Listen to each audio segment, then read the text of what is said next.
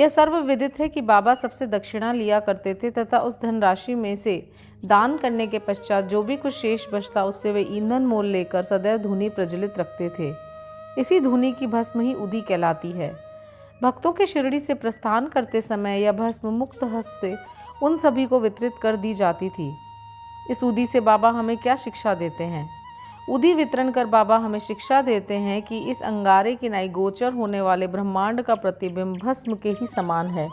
हमारा तन भी ईंधन सदृश ही है, अर्थात पंचभूतादि से निर्मित है, जो कि सांसारिक भोगादि के उपरांत विनाश को प्राप्त होकर भस्म के रूप में परिणित हो जाएगा। भक्तों को इस बात की स्मृति दिलाने के हेतु ही अंत में यह देह भस्म सदृश होने वाला है। बाबा उदी वितरण किया करते थे। बाबा इस उदी के द्वारा एक और भी शिक्षा प्रदान करते हैं कि संसार में ब्रह्मा ही सत्य और जगत मिथ्या है। इस संसार में वस्तुतः कोई किसी का पिता, पुत्र अथवा स्त्री नहीं है। हम जगत में अकेले ही आए हैं और अकेले ही जाएंगे। पूर्व में देखने में आ चुका है और अभी भी अनुभव किया जा रहा है कि इस उदी ने अनेक शारीरिक और मानसिक रोगियों को स्वास्थ्य प्रदान किया है।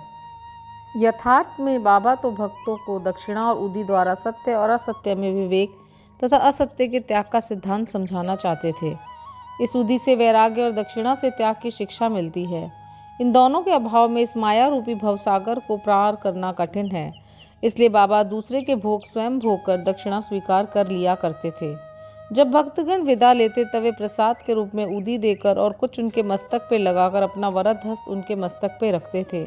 जब बाबा प्रसन्नचित्त होते तब वे प्रेम पूर्वक गीत गाया करते थे। ऐसा ही एक भजन उदी के संबंध में भी है। भजन के बोल हैं, रमते राम आओ जी, उदिया की गोनियाँ लाओ जी।